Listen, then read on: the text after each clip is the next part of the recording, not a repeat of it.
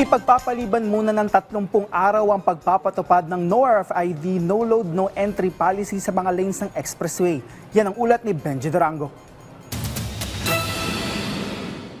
Ipagpapaliban ng 30 araw ang implementasyon ng kontrobersyal na Joint Memorandum Circular No. 2024-001 ng Toll Regulatory Board o mas kilala sa No RFID, No Load, No Entry Policy sa mga RFID ETC lanes ng mga expressway. Una itong narinig sa Bagong Pilipinas ngayon ng PTV. Hindi pa ho muna ito ipapatupad by August 31, hindi sa October 1 na po ang pagpapatupad nito dahil dinifer po muna ang implementasyon. Pagtalima ito sa hiling ng Transportation Department sa TRB, dalawang bagay ang isinalang-alang ng DOTR. Una, mabigyan ang sapat ng panahon ng toll operators na gawing pulido ang sistema at malawakang public information dissemination. Ikinatuwa ito ni Atty. Nicasio Conti, dating tagapagsalita ng DOTR at isa sa unang umapila sa panukalang ito ng TRB.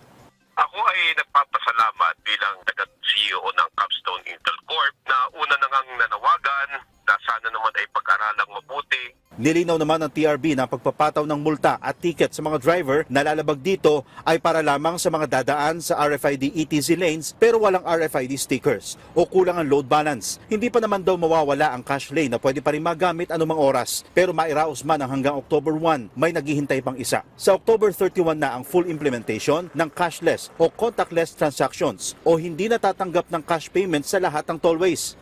Subalit ipapaalam po natin sa inyo kung tuluyan na pong ipapatupad yan at kung anong takdang petsa.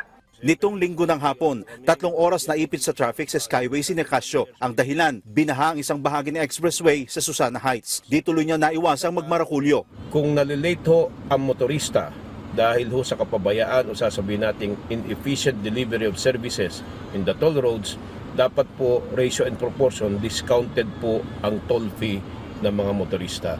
Ang mga ganitong problema raw ang dapat na inaayos agad ng mga toll operator.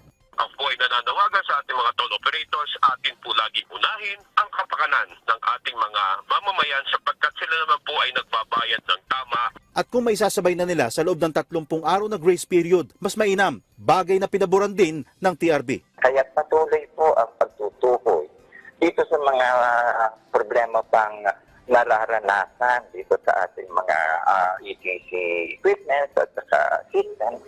At kami po umaasa na itong 30-day period na deferment na sa direktiba po ng ating kagalang-galang na kalibay na transportasyon ay makakaroon ng panahon ang ating mga toll operators. Benji Durango para sa Pambansang TV sa Bagong Pilipinas.